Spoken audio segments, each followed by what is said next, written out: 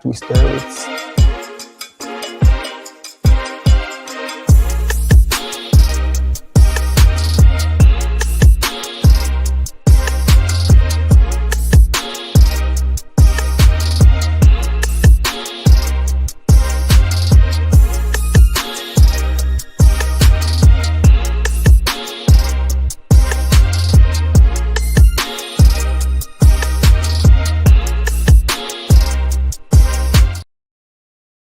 Led me towards a motorcycle that was waiting there 50 meters maybe ahead. And I took a run for it before I was stopped. And then I remember the rifle going off. I remember the second bullet piercing my left leg. And this bullet pierced my bone. And one of them took me from my shoulders. The other one took me from my legs, put me on a motorcycle between two other terrorists and covered my face with some bag.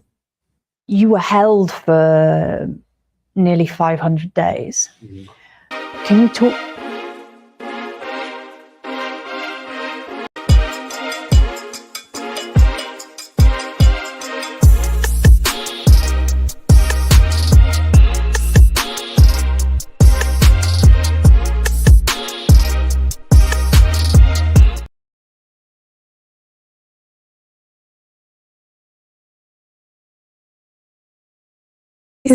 That's there we go.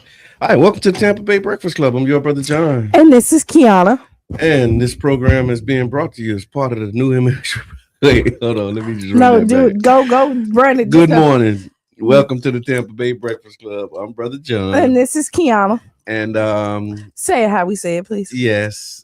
And this program is being brought to you as part of the New Image Project of the Community Development and Training Center, aka See That? See That. And we like to thank y'all for tuning in, helping us to redefine what's cool, because smart is the new gangster. Baby. And if you don't know, now you know that it's Freestyle Friday. Right. It's Freestyle Friday. It's cold too. It is, but it's not as cold as it's been. Yeah, but it's not as cold as it's gonna be. They said. No. Yeah. Oh, but you got another statement. Okay, yes. The Tampa Bay Breakfast Club is an independently produced program. The views, opinions, and statements expressed by hosts, guests, or callers are their own and do not necessarily reflect the views, positions, or policies of Carafesta Radio, 99 Jams, its ownership, management, affiliate, sponsors, or partners. Basically, we speaking for ourselves. We always speak for ourselves, right? We really do. And you know what's really, really crazy? It's Freestyle Friday. Freestyle Friday. It is so get freestyle. Ready, yeah, it is. Yeah. Y'all channel Mr. Edmund. Maybe he might pop up. Yeah. Just yes. Take a second. Channel him. I don't got no coffee this morning. Okay. I hear that. So if anybody out here, you know, and want to pull over somewhere, not anybody. You can't have anybody right now. Yeah, never mind. You are 100. Can't take I can't take at this point because let me tell you why. I'm not taking no coffee from nobody. Don't bring me nothing. Yeah, I'm okay. That's right. You know why? I'll be all right. I will be all right. That's right. You know, I used to feel so comfortable. Yeah. And I just did this whole little speech about like it's more good than bad. And I still believe that. I stand on that. Yeah. And what I said is you lead with caution, but not fear. Right. Mm-hmm. And so I'm cautious. Yeah. At this point, fearful, just cautious. But I will say is that like we have to be doing something really good on the show. Yeah. Again, we want to thank all our fans, all our listeners, everybody that actually tune in and love what we do. The supporters, everybody. Yeah. The people who send us stars, people who, come in and say, hey, man, people who see you in the streets. Who share. Yeah. And talk about like. Yeah. Now, I also like to say I like our confused fans. Yes. Which is our haters. Yeah. And it's so sad that you have to talk about your haters. Yeah. These are the people that's in the crevices that watch the show, listen to the show, never say anything, report on the show. Yeah. Right? Yeah. And then report like, okay, as a journalist. Yeah. Okay. It's freestyle. As a journalist or anybody that's reporting on news. you need to check your facts. Yes, that's important. Facts matter. It does. And I will tell you, typically, because we made this statement because somebody or some people, anonymous people, are always lurching and always have something to say about the Tampa Bay Breakfast Club. Yeah. Right. And I mean, and I will say we are truly flattered. Yes, I am. I appreciate that. Blessed are ye. Right. But I will say that your fact checking sucks. Okay. It really sucks because we get told on, and we get reported, we get all this, and they call the principal all the time. Yeah, and let me tell y'all be so wrong. But here's the thing, though, they don't know. The principal told us when we started. He said, the way I want y'all to do this show is I want people to be outside the door protesting. I want people to be calling y'all, and they doing that. So he got his way. So that means we're delivering on the product, right? Right. So I just want to keep on. But I will say, but when you're right, you're right, and when you're wrong, you're wrong. Right. And so when you start reporting, just fact check. Please and thank you. Yeah, because like every time we get reported on, it is always my bad. Yeah. Or crickets afterwards, right? Yeah. And I will tell you, Good, go ahead. It is getting a little aggravating. Get your roll on. Right. It is getting a little aggravating at this because one is we love what we do. Yes, we do. We come in here and this is really out the love of the city. Yeah. That's right. I want to stress the love of the city. We get up pretty early to come and dedicate our time to this program. Good morning, sweetie. Right. and we are team players. Yeah. Like we believe in the station. Yeah. So we're not trying to do anything that doesn't benefit this station. I mean, and most of the things that we do, any relationship that we have is always mutually beneficial. Yes, it is. Right? Like we go into it looking for the win-win. I'll tell you this, when we were organizing, this is when I became a professional organizer, right? Because I was doing stuff for a while, but then I actually got my first professional organizing job.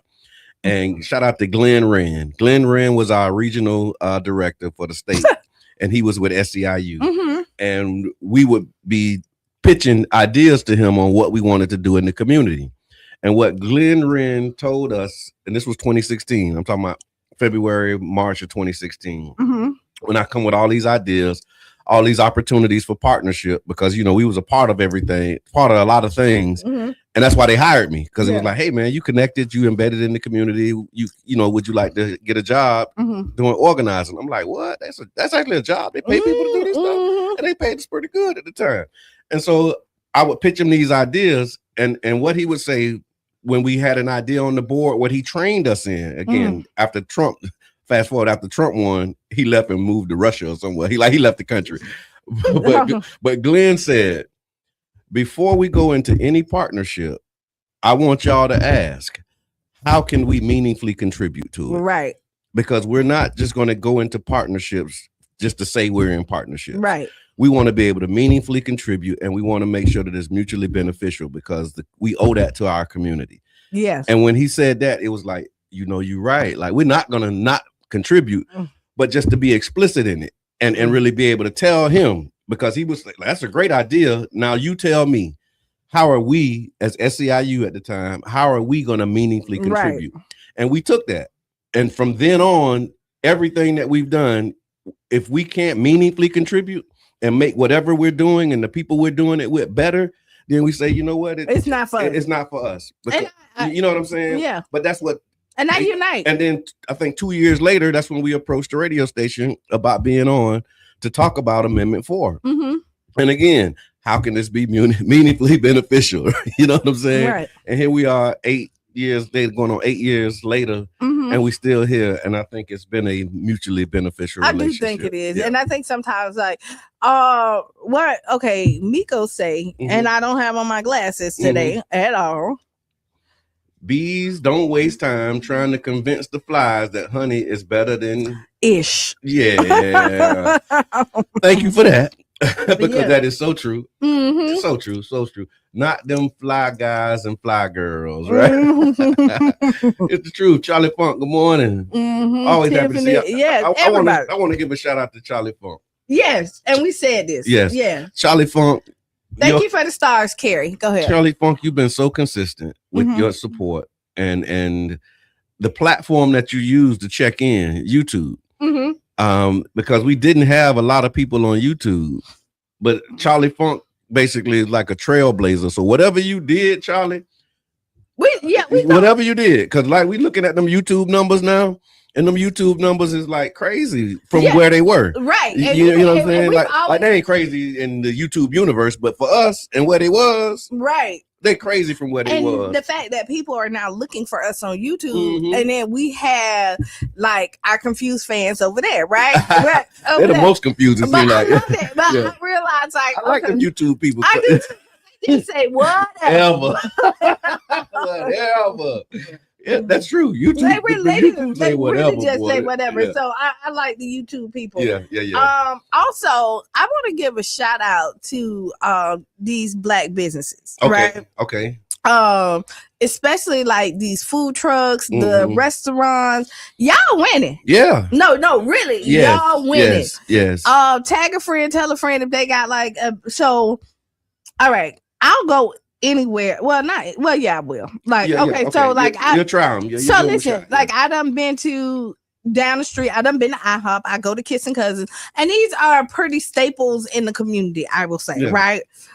I go to Big Love, and big shout out to Big Love for breakfast, right? Or even McCall's. Yeah. And when you compare the price compared to like going to a these McDonald's or these corporations, you getting way more for the bang for your buck. Yeah, you getting a whole plate that's heavy for a few dollars. So like Love, if you're looking for, because I've been tearing him up a little bit, right? Yeah.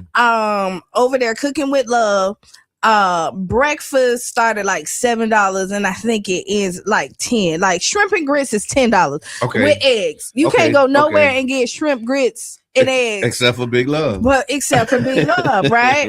Right. Bacon eggs, you're looking at $7. Yeah. I gotta give a shout out to Heavy's. Yeah, good eating too. Right? Yeah, good eating. Heavy's, McCall's, JTD's. It's so many. So if y'all know any, I just really wanted to say y'all winning out here because Heavy's have this $10 menu. Okay. For dinner. Yeah. I don't know if y'all know anything about it. Mr. Edmund put me on. I ain't even gonna lie. And you know, Heaven's got it for the 10. Yeah. Right. And, and literally, y'all, I will lie to you not. I was like in the parking lot about to go in the meat store. Okay. And I'm about to go and get some meat, figure out my meal and prepare. And then I realized it's a $10 menu. Okay. With a full meal. I had curry chicken with rice and 2 sides with cornbread for $10. Oh yeah. Yesterday I had. Oh look, you back. Look, that wasn't yesterday. That was the day before yesterday. That was the day before yesterday. Okay. So like, So I mean, yesterday honestly, so like the community is looking out. Like they keep on saying. So like people complain about the pricing or something like that. And I was having a talk, and some people complain about like what they get for $10. You get less at McDonald's. Yeah. For 14, like a meal. Yeah, that's true. So like with the corporation, so y'all go out there, explore, see what's out there, and report back to us. The Black Money Movement, I believe there's a directory that's going to be coming soon, where you can actually find these businesses and know exactly where they are. But I want to give a shout out to the Black Money Movement as well for holding the line, man. I saw, and it's funny, I saw a post from somebody couple days ago, and they was like, you know, I'm low on gas, and they had a picture of snacks like, is it okay to go here now? And everybody in the comments like, no. So thank y'all like for just holding the line and understanding. That was Project Youngin. Yeah, Project Youngin. And then he had to tell her, right, no, I went down the street, I got $3 just so I can make it. I ain't do it. Yeah. across town. So kudos to us. Like, you know really what I mean? holding the line. I In the appreciate that. community. So I just wanted to give a shout out. And if you know a business that deserves a shout out, put them in the chat, or give us a call and just say, hey man, I want to get recognized and shout out to, you know, this business or that entrepreneur, that person who's doing their thing, because we definitely got to continue to make each other rich on purpose and keep these dollars circulating. And if you want us to continue talking about it, not only on this program, but throughout the rest of it, underwrite a show. You can do that. You know, you can call the station. You can underwrite and actually talk about your business, do commercials and things like that. So yeah. And I also want to give a shout out and say special thanks to the St. Petersburg City Council HERS committee. Okay. So HERS is the Health, Energy, Resilience, and Sustainability Committee. And yesterday they actually voted to advance a resolution that will give $50,000 in support to the One Community Grocery Co-op. And that support is going to help further our pre-development activities, help us with like feasibility scan, business planning, site surveys and assessments. And so I just want to say thank you to the city council and thank you to everybody who has been supportive. Thank you to the member owners who actually went and showed up, those who have been talking to their council members and asking them to support. And then also a shout out to council member Brandy Gabbert, because she was listening to the Tampa Bay Breakfast Club one morning and said, I heard y'all talking about the co-op. I have an idea. And that idea that she called me about, hearing us maybe about 9 months ago, the end product of that idea that she had was that resolution that resulted in that support. And so thank you, like really in real time for like making it happen, like going from an idea to action and a tangible mean of support. And so I want to say shout out to Councilmember Gabbert. Thank you, Councilmember Driscoll. We appreciate your support. What she did with the resolution, because one of the things that they kept asking us to do was go to the greenhouse and have the greenhouse, you know, give us some support. But with co-ops, the co-op business model is not very popular in Florida. And I think it may be only like 3 grocery co-ops in the state. And so the greenhouse had limited expertise with this model. So that's why we have to do this nationwide travel. That's why you hear us talking about going to Michigan and other places, because the model is so foreign to Florida businesses. And so the other part of what Councilmember Driscoll did was she actually asked the greenhouse to assign somebody to work with us so that they can learn more about the model. Because after we do the grocery store, there's limited equity housing co-ops. There's other types of co-ops where you can have the community participate, invest, and own. And we want to make sure that that expertise is available to our city as well. And so thank you for that. Thank you to Councilmember Givens for reintroducing it, bringing it back. Councilmember Floyd. So it was a unanimous vote yesterday. We appreciate it. Appreciate it. And now we got to talk to the rest of our council members. So the way that works is that was a committee. And now it's leaving committee and it'll be going to the full council. And now all of the council members will have to vote on it. And so, and that's really good because it's been in a committee before, right? And we kind of talked about it. We didn't like, but what I will say is that after the small conversations, so that means that people were true to their word. They really were concerned about like different things. And I can definitely appreciate. Because when we was riding Councilmember Floyd, we was. But he had his questions. We was able to meet with him, get him his answers that he needed. And he said that. He said it yesterday as a part of the vote. He was like, yeah, we met, we talked, and I'm clear on it and I'm good. And he helped to push it on. So there we go. Kudos. Carla say somebody's coffee. Another business that she went to and she said I saw that off of Prescott. I think I saw some pictures over there. What? No, that's Morning Pour. Okay. Morning Pour. I think that is what it's called. That's another one. Shantavia. Okay. She has it. But this is how like innovative we are. Like we are, because to be honest, we're not in competition with each other. There's so many people here in St. Pete that like you can have multiple coffee shops. If you look at, you can have multiple clubs, you can have multiple restaurants, multiple lounges, because you can't service everybody. That's right. That's right. And LA said he actually made it over there yesterday and got that chai. Huh? Thanks for the post. Yeah. And then Renee with Saturday Shops. Yeah. Like she's doing her thing. Got some stuff I want to say now. I don't know if it's too early to announce, but she got some good stuff cooking. And she's actually doing coffee at the President Barack Obama Library. Yeah. And so if you want to take a meeting, if you want to do something over that way, you can get some coffee. And you can I think that's her son's business. Yeah. I think it's her son's I was business. on a call with her yesterday and she was there working. Oh, because she clock in. No, like literally in between the call, like we having a meeting and in between the call, she's like, hold on, y'all. How may I help you? Thank you for coming in. Prescott's is somebody's coffee. Okay. Gotcha.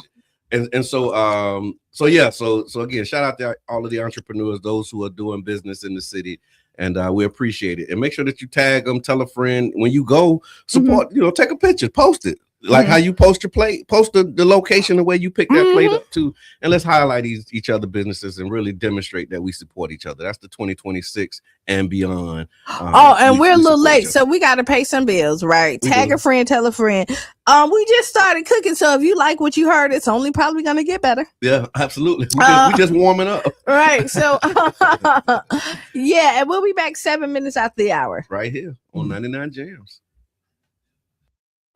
We have a special report from Venezuela's oil heartland. With the retrieval of the remains of the final Israeli hostage in Gaza earlier this week, there are hopes that the crucial Rafah crossing could be reopened to allow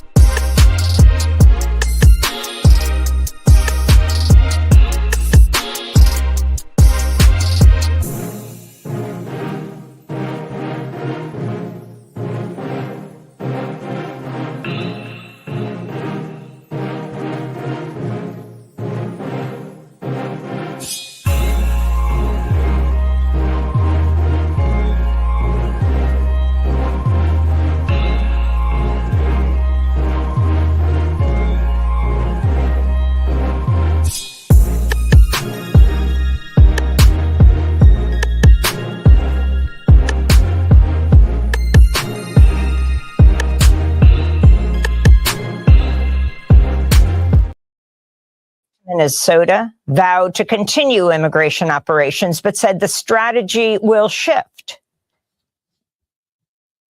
We will conduct targeted enforcement operations. Targeted. What we've done for decades. We hit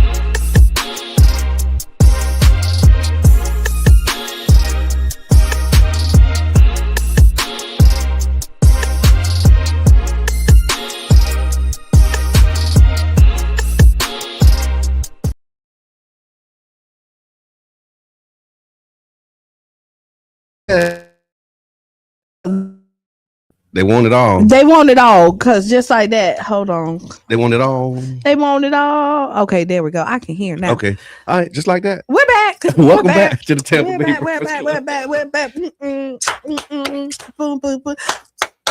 Hey, it's Freestyle Friday. It is. Yeah. And go ahead. Welcome back to the Tampa Bay Breakfast Club. I'm your brother, John. And this is Kiana. This program is being brought to you as part of the New Image Project of the Community Development and Training Center, aka CDAT. See that. And we would like to thank y'all for tuning in, helping us to redefine what's cool, because smart is the new gangster. Baby. And if you don't know, now you know. Yes. And one thing that you might not know, Mhm. but you will find out, right is now. that the Tampa Bay Breakfast Club is an independently produced program.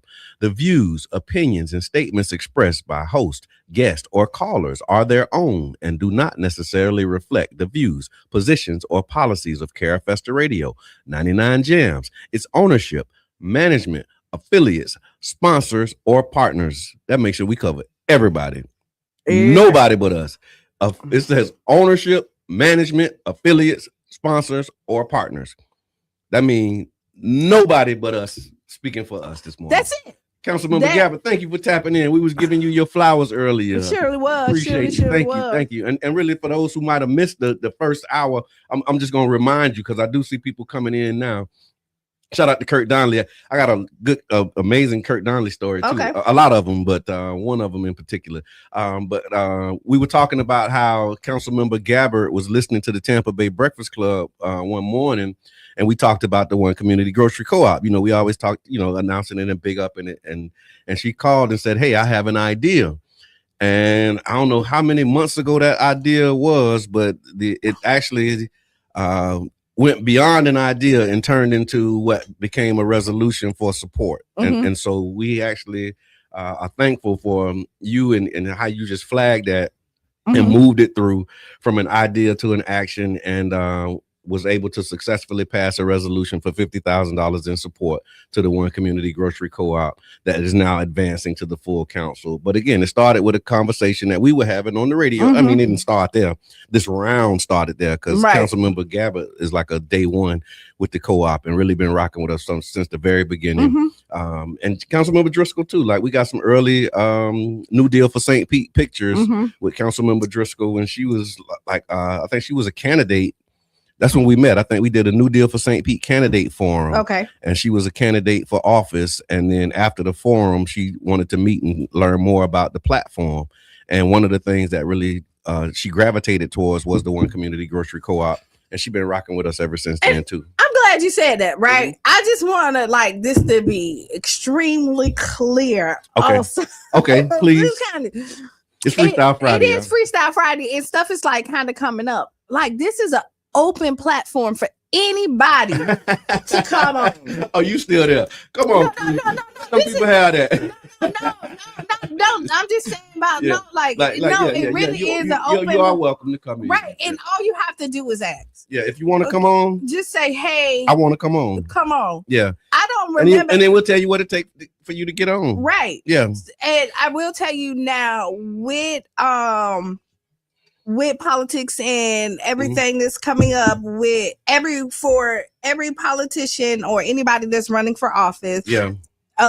It's open. So we have to give it we have to send out the invitation to whoever you're running against, and they can decline or just throw that out there. But everybody's welcome to come on. Yeah, that's just there's a way to do anything. There's a way to do anything. And so if you sitting there and you like, man, I'd love to come in and be on that platform with them. We got a seat. We got a couple seats. Because we like to be informed about like your campaigns, what you're doing, what is your vision for like your district or whatever the case may be. Yeah. So please reach out to us. So this is your invitation. Yeah. Because if you're feeling like we didn't invite you, you're being invited now. This is your invitation. Okay. There you go. Okay. Appreciate that. I just wanted to get back to the business at hand. Again, it's just amazing, this run, right? Right. And when you have moments like what happened yesterday with the council, it's another one of those. I'm kind of glad that I chose the way that I chose, right? And really enjoying this private citizen with a public impact life, because I got colleagues who I work with, and when I left, they said, "Hey man, we got you." And so again, shout out to Councilmember Gabbard, because when I left, she said, "Hey man, I got you." And yesterday was a clear demonstration of the "Hey man, I got you." Councilmember Driscoll, same thing. I got you. Councilmember Floyd, I got you. I mean, we got to go through the process and do what we need to do. But I appreciate that. Hey, Councilmember Gibbons as well, because he was able to bring it back, get us a reconsideration after conversations. And so it just shows you, man. Just keep the lines open. It is. It's like I always say, it's like any good relationship. When it's bad, we discuss it, call it out. When it's good, we praise it, right? And the idea is to have a healthy working relationship where there is beneficial. It's beneficial for all parties. Yeah, and then being clear that when you're taking care of the business, you're taking care of the business. And I always said this. I said, if we agree on everything, then somebody's not being honest. This is true. Right? Because you're not going to agree 100% on everything. And the ability to disagree but not become disagreeable is a sign of maturity. Because one of the things that I'm seeing too is there's a lot of how we say intellectual immaturity in these political spaces, right? It is. We talk about pettiness, I guess. Is that where you think that the it's like petty high school, like the high school stuff is what it I'm is, thinking. and I don't like it. I will say that. And I know we're all human, and we do take stuff personal. Yeah. We do, and you should. Yeah. I There's some things that are personal, but I have to go back to. And then there's some things that are not. Right. And I will say, when you're in a realm of leadership, I would say you don't have to be right. The situation has to be right. And you really have to take out, like, I'm the leader, so it has to be like this, out of the conversation or out of your mind, because a lot of times it's not in the conversation, it's in your actions. There you go. Go ahead, caller. Introduce it's Freestyle yourself. Friday, and we talking about intellectual immaturity in our leadership. What's going on? What's on your mind? Well, Grand Rising, this is Coach D, and what I wanted to say was, and I put it in the chat below before I called. Okay. And there's something called the ARC triangle. Oh yeah. If you have love for something, if you have love for something, then you can communicate and come up with resolutions. Yeah. And that's what I see amongst the three of you. Wow. You guys are an amazing ARC triangle, and I love to watch you communicate. You have different perspectives, and you bring variety, which was what makes your show so successful. You know, I big up you all the time. I appreciate it. Shared Thank you you. already. You guys do an amazing job, and you guys have shown me so much love. I just appreciate you. Well, I'm gonna leak it right now. Okay. I will be coming to St. Pete. All right. Welcome to the bird.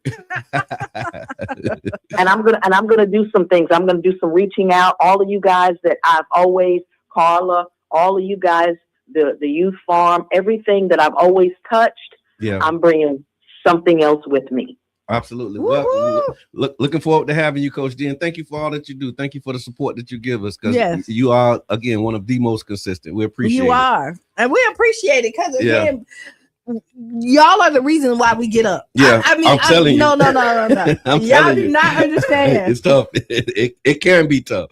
But yes, so the ARC triangle, it's funny that she mentioned that, because that's another one of those tools. Like, we actually apply that, and we're able to spot any out points. And so for those who are not familiar, it's affinity, reality, and communication. That's the ARC. And when you have affinity, which is basically a willingness to share space with somebody, right? Some call it love or whatever. But if you say I'm willing to share space, and then the reality is basically the things that you agree on. And you know you're not going to agree on everything. But if you use the C, communication, then you can get to a space where you'll be all right. And that keeps the affinity going. And so y'all do more research, dig it up. But the ARC triangle, 3 C's. It's the 3 C's. Communicate. Okay. Commit. And consideration. That's what it is. And you do that, walking in, giving somebody consideration, and thinking that people have the best intention, even though sometimes they don't. You start with that. You know, and you communicate and you commit.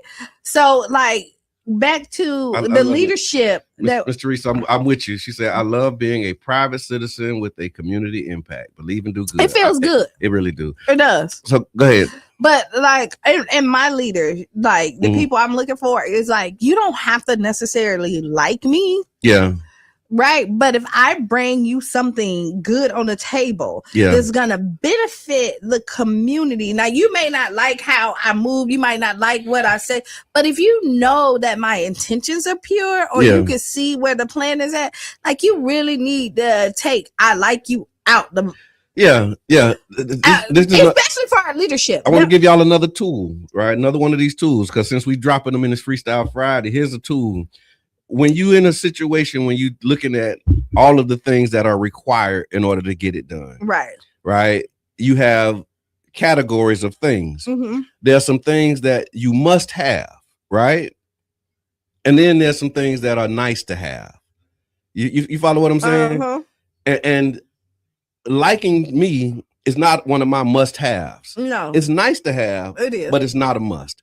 Me liking you is nice to have, but it's not a must have. Right. Because I'm focusing on something bigger than both of us. Right. Right. And so if it's bigger than both of us, I don't have to like you. It's good if I do, and it's cool if we can get there. Right. But that's not one of my absolutes and requirements for me to operate and function.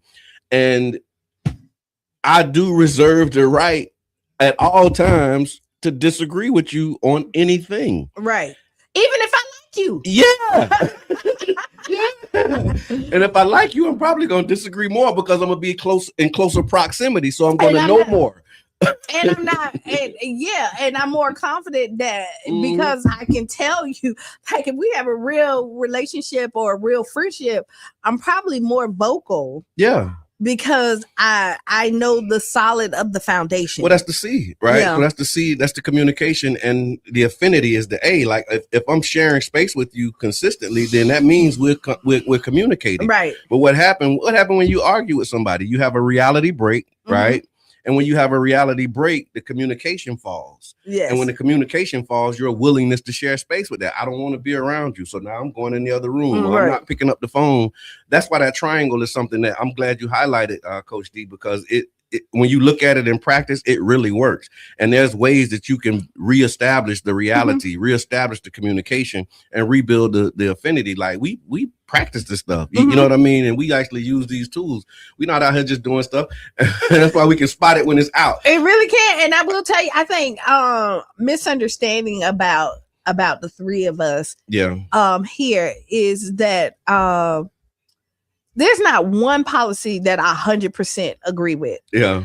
And there's not one policy that like I honestly 100% disagree with. Yeah.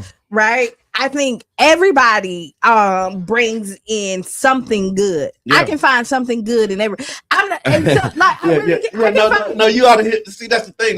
Like they don't hear our off-camera, conversations, right? And so, like, I ain't gonna even get into that details because we do have some stuff I want to talk about. Okay. But like there's things that we talk about where we really absolutely see the other side of it. Individuals, policies, positions, but it does not stop us from getting the work done. And when you go back and just check the record and you just look at what we've been able to accomplish as a team, man, I think I think we'll be all right. We do, and we support all. Like we really, really do. So, like, I just think so. Just keep that in mind. Yeah, keep it in mind. Keep it in mind. Keep it in mind. So one of the things that I did see. Let's see where to start. Just headlines. So the former Illinois sheriff, Sean Grayson, was sentenced to 20 years in prison for the July 24th killing of Sonia Massey. Sonia Massey was the woman who I know it's not. Yeah, okay. But I mean, for the people who don't know, yeah. She was having a mental breakdown. She called. She said that she heard people outside. They came in. She told him that basically, I rebuke you. Yeah. And she got shot. Yeah, basically. In the like not. Yeah, no, that was what it was. And so the incident happened in on July 6th. It was a verbal exchange where Massey apologized for a pot of boiling water that was on her stove. And she was going to, she called them. Right. The police came to her house because she called them. And then she had a pot of boiling water on the stove. She went to turn it off. The man shot her in the face. And fast forward, he's actually been found guilty. He was found guilty in October 2025, and he received the maximum sentence of 20 years, followed by 2 years of supervised probation. Here's the kicker. I think they said with credit for the time that he's already served since his arrest in 2024, he could potentially be released in 8.5 years. So he might not even do the whole bid, which is another one of them conversations. But yeah, at least in that case, it wasn't like a lot of these other cases where, it's justifiable and they get off. Like in Jacksonville, when the officer punched in, they said that I also saw that the Doge audit, and they got audited in air quotes, if that's what you want to call it. The Doge audit was released, and so the state officials released the findings from a report that was prepared by the Florida Department of Government Efficiency, which scrutinized the city of St. Pete spending. The report became a flashpoint in local and state fiscal debates, with the city's mayors calling the document not a true audit, while state leaders argue that it reveals wasteful practices. All right. So I think two things can be true at the same time, right? But it's what you look at and see what's wasteful. You know what I mean? Yeah, what do you consider wasteful? Right. So I'm glad you said that. Go ahead. Sorry to interrupt. No, I got the list of what they say. Okay, so let's go. Go with the. I want to put it in so y'all can see it. So when you say what do you consider wasteful, this is what they considered wasteful spending. Okay. Salaries and positions were called out. Several roles were signaled out as examples of excessive spending, including $219,000 for a chief equity officer. Right. How do I want to tell this story? The role of chief equity officer. Again, I gotta give another shout out to Councilmember Gabbard. So when we were doing this MLK work, like remember 2018, some may not remember, but I actually had an experience with the police that got me engaged with the MLK organizing. That led to a series of conversations with our local elected officials, and from those conversations, we made some recommendations and proposals. The proposal that we made was to do an equity study, right? And we also the equity study, and we also proposed doing a quality of life commission. Yeah. Didn't get the commission, but we got the study, right? But we never dropped the idea of the commission. Fast forward, and I'm skipping a lot because I probably just do like I'm gonna start doing story time with Brother John. But as a part of that work, one of the proposals that we ended up with was having a person within the administration who was a chief equity officer. We actually talked about this on our training as well. We did an advocacy and city government training a couple weeks ago, and we actually put it on the charter. We were trying to get it in the charter where chief equity officer would be a position in the government that would be a constitutional role that would make sure that these policies were right. That didn't happen. It didn't pass. They voted for a black mayor, but didn't vote for equity to be in the charter. Right. Another conversation for another time.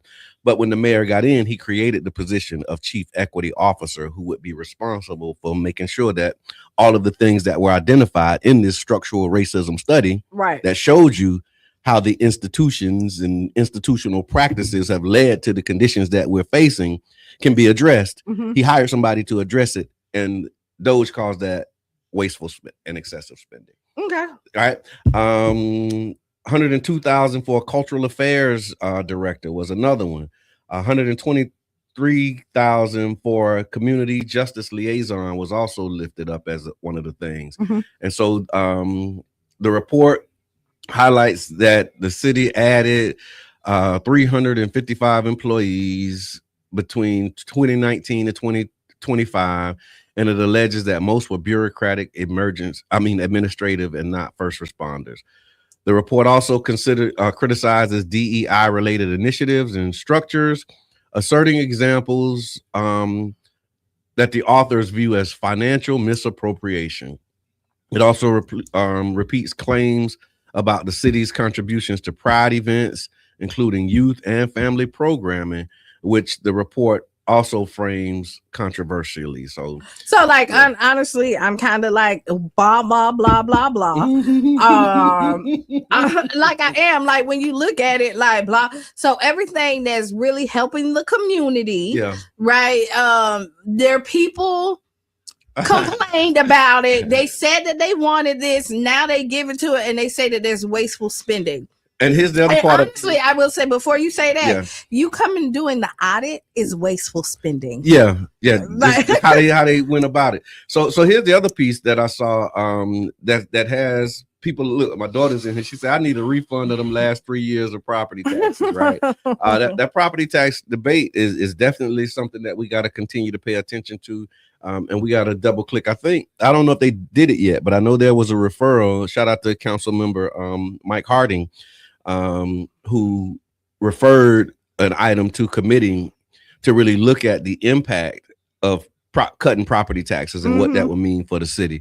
And so somebody, if it's been done, put it in the chat, just put done in the chat, and then we'll go get it and we'll find it. Because I want to see, right? Because they said, like, this is what they're proposing to do in the state. And if they do that, this is what the impact will be.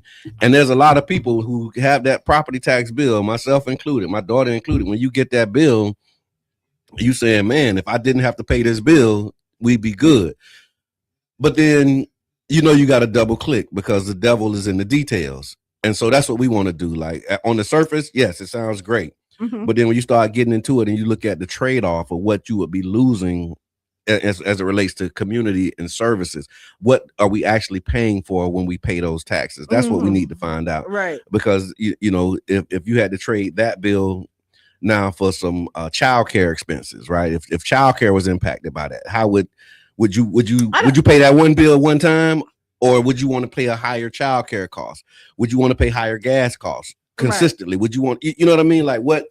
Because they're going to have to get that money from somewhere else. And would you like to have a state income tax? Florida doesn't have a state income tax. You pay your federal income tax, but you don't pay state income taxes. Right. Well, if they get rid of property taxes, they're going to replace it with another tax. Right. And you don't know what that tax look like. Because they're not saying. No, they're not. And so that's what you got to ask them. And so, yes, I hear you. I feel you. But we got to make sure that we're definitely informed and not voting based on bullet points and rhetoric. And honestly, what it looks like is everything that they complained about is things that making everybody feel included into the community that they live in. Yeah.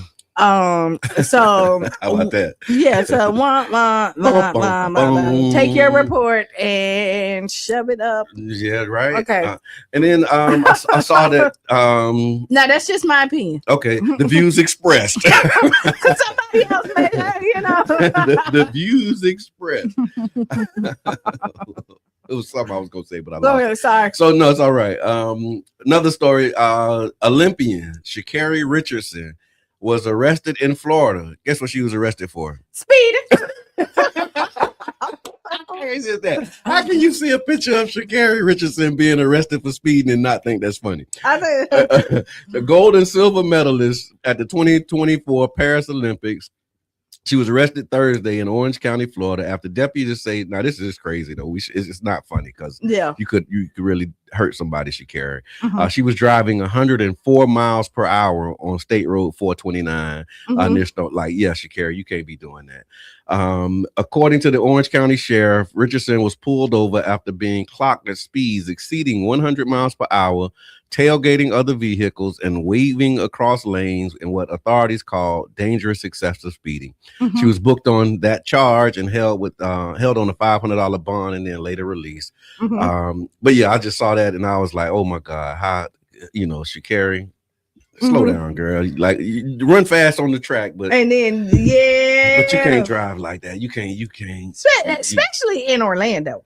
Yeah, I don't know where that Stony Brook Road is, but it's so much traffic in Orlando, I mean everywhere, especially like I don't know a road where you can actually go and do 100 miles an hour safely. No, I'm not convinced that that's the thing that you should be doing. But again, I saw I saw it too. I saw the picture and I just was like, I mean, she's like she speed everywhere she go. But I mean, also also a lot of times realize her age. You know what I mean? Like she's 25. Yeah. And I said, like, when you was 25, you just kind of taking these risks. Oh, you're right. Because I remember I was 20 something, early 20s, and I was moving kind of fast. I got a couple speed tickets. And this thing, she's 25, rich, with everything at her fingertips, and I don't know what her Kiwi, tag Peanut Xavier Bishop, tag him in this because he'll appreciate this story. Also tag your Uncle Elroy, so he can hear this. So speeding. Yeah, like speeding. The reason I wanted her to tag them because I remember we was riding down 22nd Avenue south. People say I go over 100 all the time. Okay, but live in the middle of nowhere. Okay, yeah, I've seen pictures from where you live, Kurt. Stay warm, my brother. Stay warm. But yeah, so I'm going down 22nd Avenue. We riding, doing what we do as teenagers. And I get pulled over for speeding. I pull up into my Uncle Tony's yard. His house was right there where the track is, where the Thurgood Marshall is now, across the street from Twin Brooks. Okay, they actually took his house to build that school. So I pull up in his yard And I'm like, man, they tripping, man. They pulling us over, young, we black man. And they all looked at me. They was like, nah, Jay, you was hauling ass. Like you be wrong. but I'm like, man, they pulling me over. I'm like, got a problem with the police. And they like, nah, Jay, you was hauling it. No, and you was flying. And I'm like, okay, all right. And see, I have a good driving record, right? At this point in time. And I literally probably haven't had a ticket in probably like 20 years. Yeah. If not, but I be seeing that people getting calls and they just be wanting to stunt. Yeah, right? yeah. And I get it, because sometimes your music be I can see her not like she probably in that jamming and now she weaving through. And if you got a good car, 100 don't feel like 100. No, and it's a smooth ride. Yeah, that's like, true. Like in some cars, you feel every bit of that 100. You think it's about to come, but like depending on what kind of car you got. Yeah, you gonna feel it. Yeah. Shaking it. I had a car, it was like 45 and it go to shaking that tie in the front. But if you got a good car, and I'm sure she probably do, right? She probably didn't feel it's like a smooth ride, and then the rest of the traffic is she's tailgating, and so the flow of the traffic was probably speeding as well. Yeah. So slow down, y'all. Be careful out there. Be careful out there. Oh, I didn't write it. I thought I did, but this weather. Because you brought it back to me when I saw Kurt Donnelly and I saw you put your post in there. Mm-hmm. There's actually a chance of snow. Did you see that? Some chance of snow in Florida. I'm gonna see if I can find it. Okay, here we go. Flurries, some flurries. Some flurries. Okay. I don't know what a flurry is, but it basically says right now conditions are mild and above freezing with no expected snow in the regular forecast period. Temperatures will stay above freezing throughout the next week, and precipitation is mostly rain, not snow. However, they're talking about a very slim chance of seeing flurries of a mix of snow and rain late Saturday into early Sunday due to a rare Gulf effect setup. But this is far from like a sure thing, and most models still keep any snow probability very low. But just the fact that we talking about it might snow in Florida, what's on your mind? I mean, I remember like back in like 80s, mm-hmm. and it did. Yeah, late 80s. I remember in the 2010s. I remember I left my water hose on or something kind of way. Mm-hmm. Oh, this is what it was. The snow was on the like the ice was on the car. Yeah. And then I did the thing with the water hose and left the water hose on because it was frozen. Yeah. And then I came back and my yard was full of water, but it was because it was so cold that I forgot that it was on because the doggone. But yeah, so it was cold enough. Yeah. But not snow. Yeah, but I remember flurries like late 80s. Okay. I would say that. And one other time too. So I mean, so hold on. I just thought about this. I saw some of the woke brothers were saying that the snow ain't snow. Did you see that? No. Is it? No, they were just saying that it wouldn't melt. Like it was almost like that ice cream, and like it was like I'm not there. I'm just telling you. I'm just saying. Y'all Google it. Do you? I mean, we speak for a broad audience in here. So yeah, if you've seen the reports that the snow ain't really snow, my sister. I have my brother. What it is something that they spraying and putting like the fog wasn't fog. Did you see that one when it was real foggy? Okay, I can't. Not okay. You come on. It was foggy for no reason. No reason at all. For a long time. Yeah. And there's a lot of planes just going back. Now these are just like again the views expressed, and these might be some what we would call a Mr. Edmund fact. So y'all go ahead and Google it, do your research, because we saying it, and there might be something behind it that we're not fully saying. Like we might not be saying it right, but it may be right. Now I'm one of them people. I'm very weary when things start, like when stuff don't make sense to me. Like like if you hear there's a lot of planes flying across, and I swear I saw a plane and some stuff was coming out of it. Right, I'm with you on that. And I'm just like, what are they spraying? Yeah. And what is that stuff that's coming out? What is that stuff that we seeing? So you we in some times where, there is research and documented, policy around this, what they call a depopulation agenda. And remember the time when they were telling us that they were spraying long 80s. Yeah. Go back, and they were telling us they were spraying for mosquitoes, and it killed all our live plants. Yeah. Our fruits. Yep. And that was here, and I was alive during that time. I remember when they went and was spraying for the mosquitoes, and we still got allegedly because the mosquitoes are still here. That's right. They didn't go nowhere. Yeah. Tiff said, "See, I ain't crazy." She said, "In the early 2000s, there was some frost on the ground." I thought too. Yep, that's what I remember. It was like the 2000s, maybe 2010s or something like that. So yeah, y'all pay attention, stay woke. But and stay warm, because I think the weather's supposed to get bad Saturday. Right. And when it get bad Saturday, that's when it's gonna like bring in like this real cold weather. And also, if you got family and friends in other areas, make sure that you check on your peoples, make sure they are right. So I see these posts, and this is just a sidebar, because it's just kind of about ICE, right? Yeah. And supporting ICE and not supporting ICE. Okay. And this is why if you are a criminal and you're doing something, I support. Do what, like, get the criminal, like, you know what I mean? Like, I hear you, but how they doing that? But that's where I'm going. Like, you're the way that they're looking for, like, people are going to work, minding their business. They're not doing crimes. They didn't steal nothing. They ain't doing that. Yeah, that's what I mean. So how do you define criminals?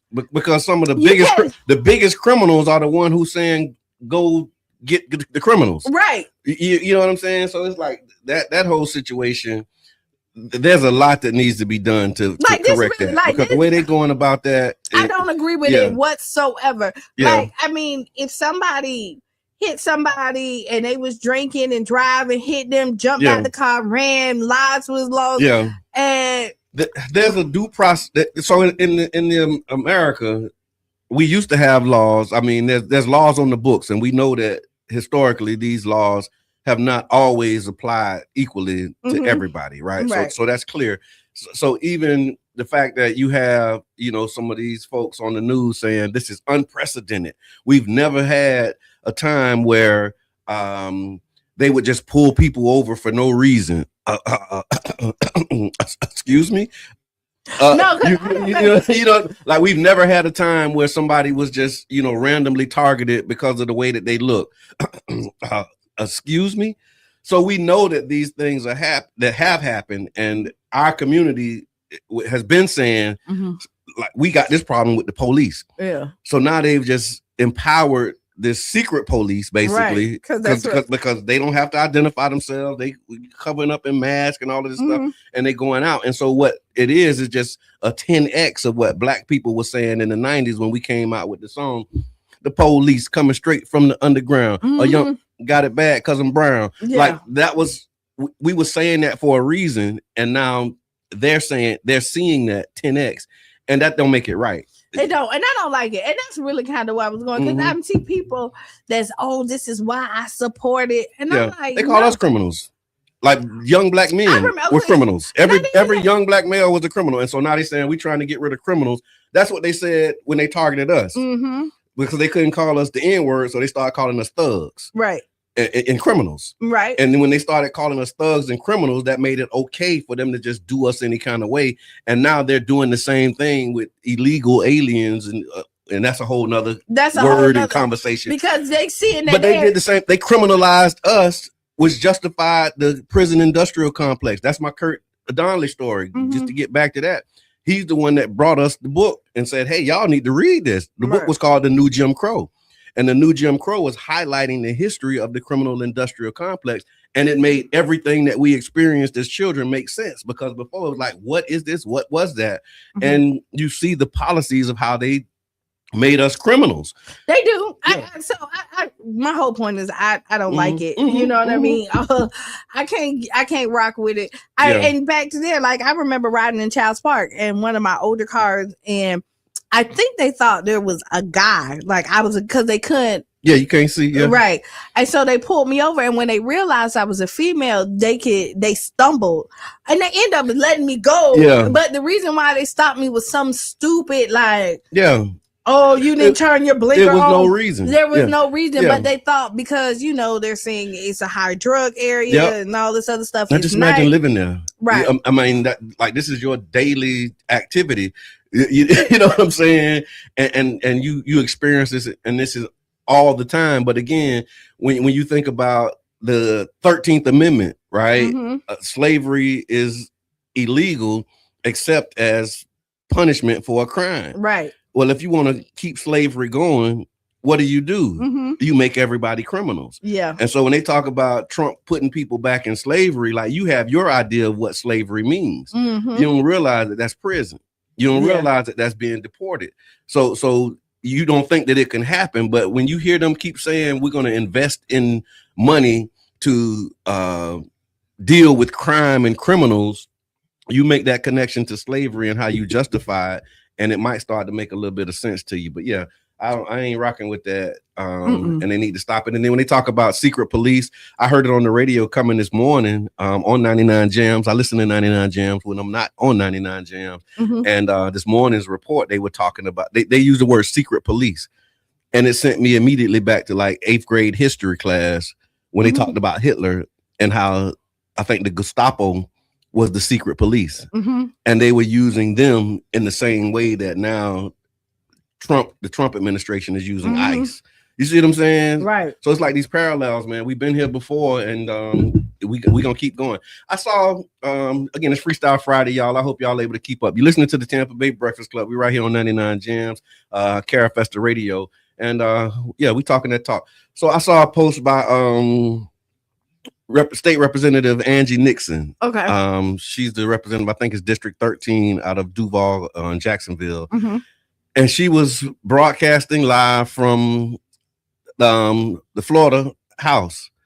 And she said that they just approved a bill that would allow corporations to pay $7.25 an hour for 9 months, as long as the employee is being trained. Because, we did all of that Fight for 15 advocacy, and this year in September, the minimum wage will be $15 an hour. Shout out to us. You can go back and watch our history. Like, we helped to make that happen. It didn't happen the way we wanted it to happen. Right. But here we are in the future, and $15 an hour will be the minimum wage. Like, I do need to do some story time. But knowing that it's about to be $15 an hour as a minimum wage, they're actually saying, well, we can pay them less than minimum wage as long as it's for a training period. And they're saying that they can do that for 9. This is what the bill is saying. I got to get the bill number. We're going to start keeping up and start tracking this stuff for y'all so that we can actually make sure that we doing whatever we can do, whatever we can do. But yeah, they said, you can, as long as you say it's training. So if you come in and you work at a nuclear facility, this is what Rep Nixon was saying, as you can be a nuclear physicist, but if you've been trained for 9 months, then they can pay you $7.25 an hour because, that's ridiculous. That's what they're trying to do, y'all. Hey, so again, you get basically free labor. Because that's free labor. Yeah, $7.25. This free labor for a whole hour.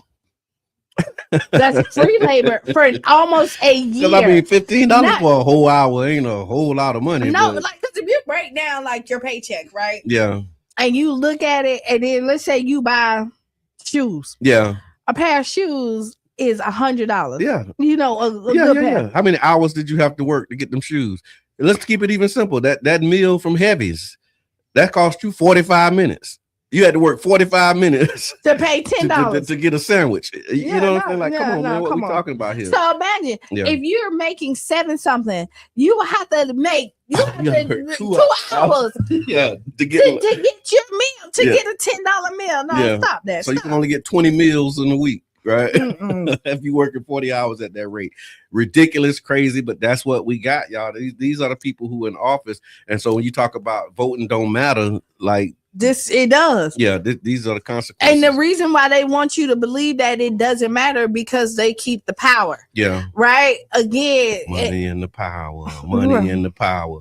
Yeah, because that's what it is. It's all about those dollars. Now these corporations can basically say, hey, we're going to train everybody. And then Florida is a right to work state. Yeah. So they don't have to Give you a reason. Give you a reason why. When we say right to work, that don't mean that you entitled to a job. Right. What right to work means is you have the right to work without being a part of a union. Yes. Because the union is what actually give you the protections where they have to come in and they can't just fire you and say, we're going to fire you, right? With no cause. Right. The union provides you those types of protections. But in Florida, you don't have to be in a union. Right. And when you're not in a union, you don't have as many protections because you're not a part of this collective bargaining process. But yeah, I learned that because I worked for a union. Yeah.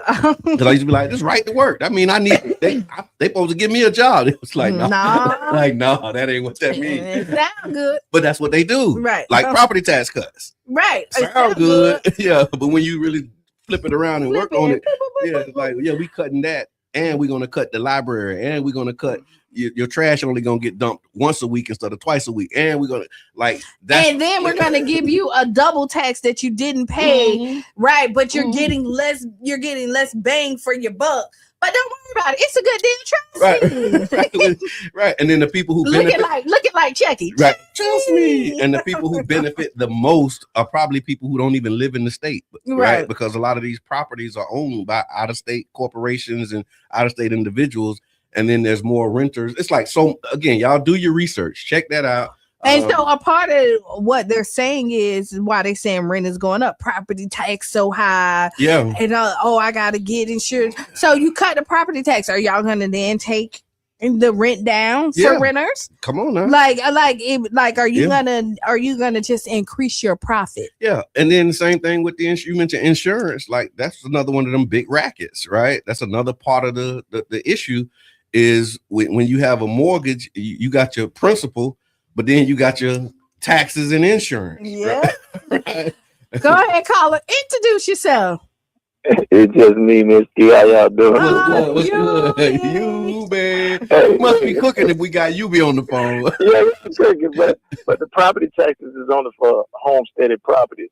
Okay. Now, the flip side of that is the reason why I think they're trying to eliminate the property taxes is not because they don't want the money, because they realize that it's going to be a lot of foreclosures and people ain't going to pay them property taxes. So where we going to get the money from?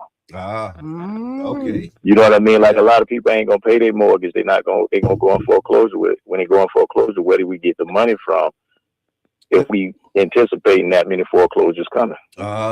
See, thank you for that. That's another flip. That's why we got we got like people who know what's going on out here, and they keep us sharp. Have you ever been to Detroit and look how abandoned it looks? It's been a while since I've been there, but yeah. And when I went, that's another part of the thing. You go and you see it how abandoned it is. We was in an Uber again, story time with Brother John. We was up there for Savior's Day. I want to say 2017. Me and my wife had a blast too that year. But we was in an Uber.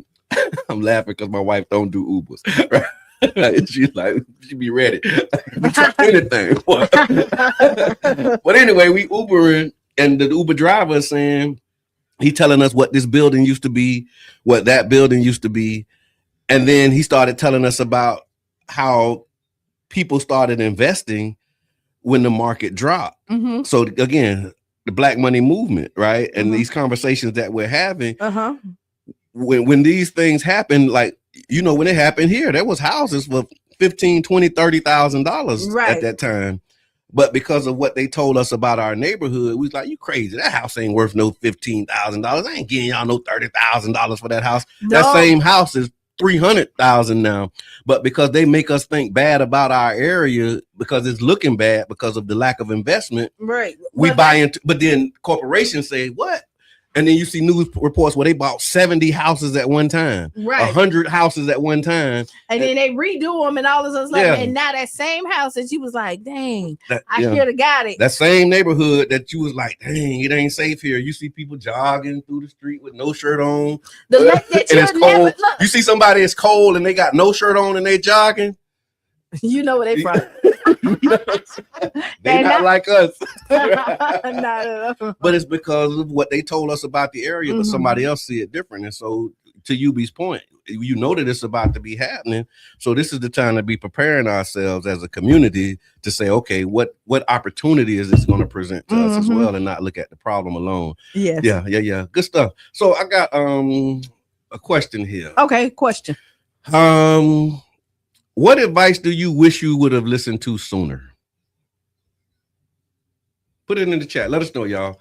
What advice do you wish you would have listened to sooner?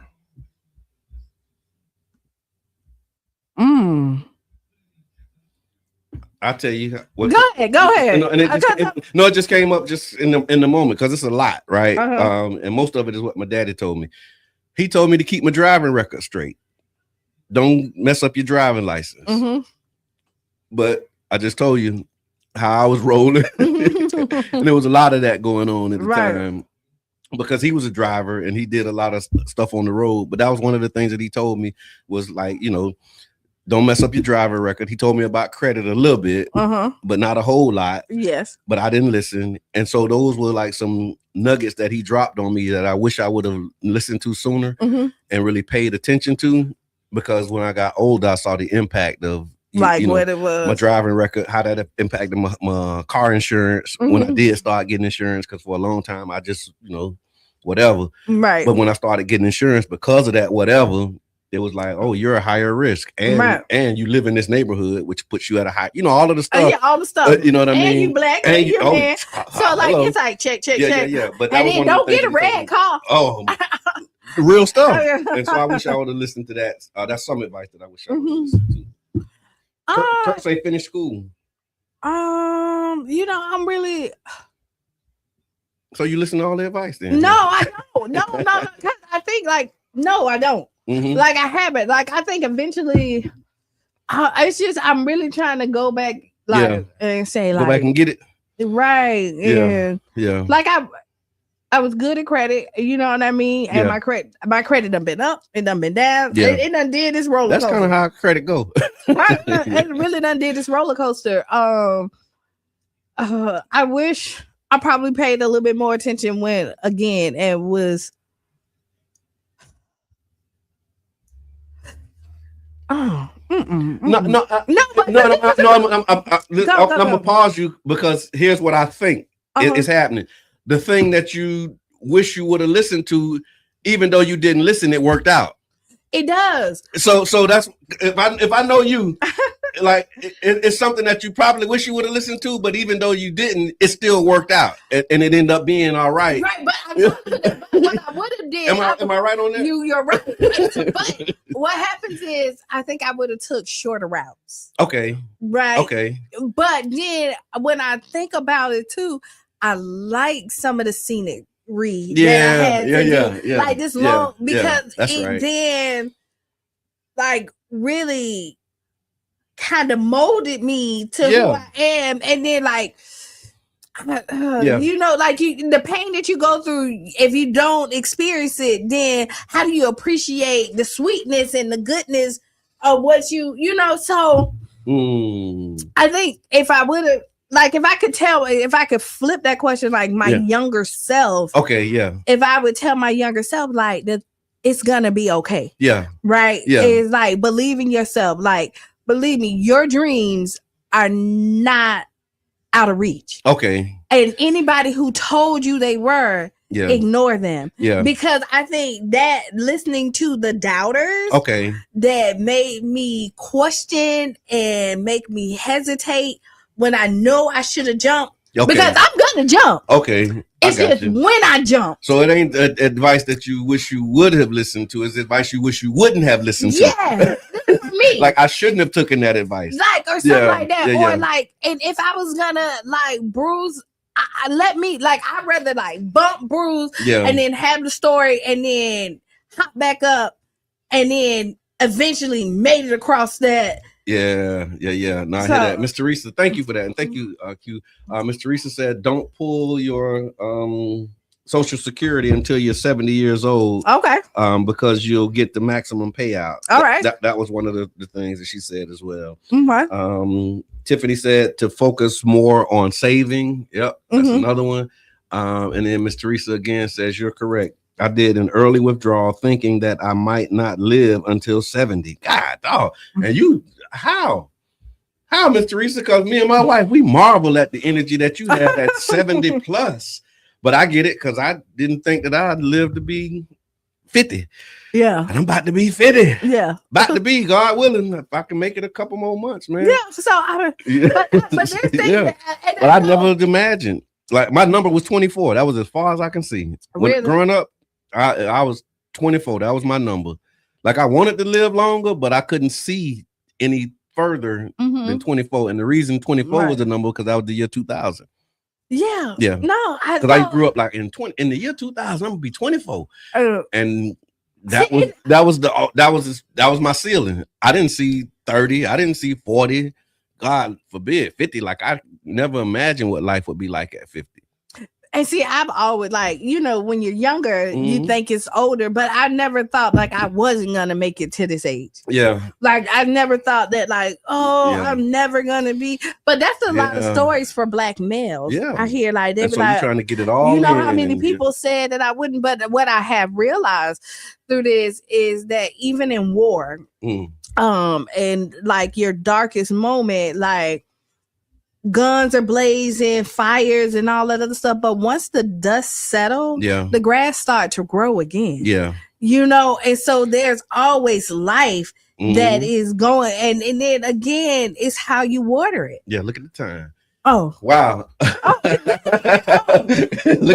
at what time it is. Wow. So listen, y'all, it's Freestyle Friday. It's a lot of things that are happening. We talked about them earlier in the week. So you got STEM Saturday tomorrow. You got the Real Youth Alliance tomorrow. You got Mo and Sam doing the No Place Like Home. Y'all can actually check that out. So it's a lot of great activities. Make sure that you stay safe, stay warm. Stay connected. Final thoughts. Yeah, be that change you want to be and see. Write down those 5 things. Y'all already know why. Bundle up because it's supposed to be and if you're in the house, you heard that, Sean? We got to bundle up. No, but also because we're gonna create some memories. Yeah. If you're gonna be in the house and you can't go out there, do something that you spark some stuff out there with family. Sure, we gotta listen. It's gonna be a great day. Stay tuned for Sister Hughes. Make you lose your shoes and shout all around the house. This has been the Tampa Bay Breakfast Club. I'm your brother John. And this is Kiana. And we out. Bing, bing.